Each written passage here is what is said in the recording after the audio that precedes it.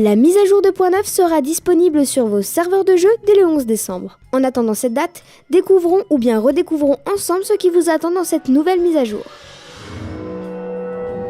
L'une des plus grosses nouveautés de cette mise à jour, c'est la sortie de l'extension Crossmaster Arena.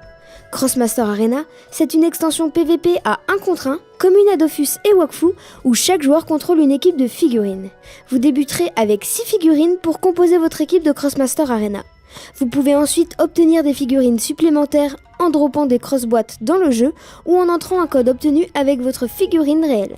Sinon, sachez que les figurines virtuelles peuvent être vendues dans l'hôtel des ventes dédié ou encore être échangées à un PNJ. Rendez-vous à la maison Crossmaster en 5-3. Une nouveauté attendue impatiemment fait enfin son apparition, les succès. Plus de 600 succès vous seront proposés. Ils apporteront diverses récompenses comme des kamas, des points d'expérience, des titres ou encore des ressources. Et en plus, une nouvelle récompense fait son apparition, les ornements. Il s'agit d'une décoration qui s'affiche autour du nom de votre personnage pour vous donner encore plus de classe. Grâce au succès, tout le monde sera servi puisqu'il existe des succès concernant les donjons, le niveau, les métiers, les quêtes, l'élevage ou même l'exploration. Par contre, seuls les succès non répétables seront rétroactifs, c'est-à-dire les succès de quête, de niveau ou de niveau de métier par exemple. Les amateurs de cosmétiques ont une feature qui leur est dédiée puisque ça y est, la personnalisation des personnages sera enfin disponible.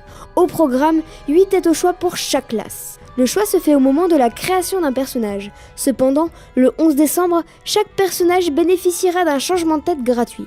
Par contre, pour changer plusieurs fois, il faudra s'offrir le service au green correspondant.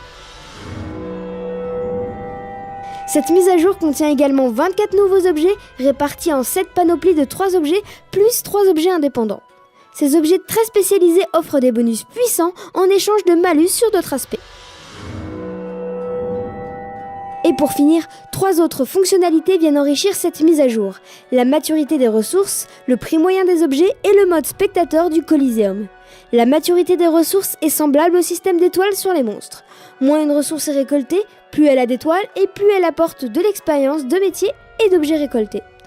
Avec le prix moyen des objets, vous pourrez savoir à tout moment, grâce à un simple survol, le prix moyen d'un de vos objets dans vos inventaires. Pour le mode spectateur du Coliseum, il suffit de se rendre dans le hall du bâtiment du même nom et d'ouvrir le mode spectateur classique. Tous les combats Coliseum du serveur y apparaîtront.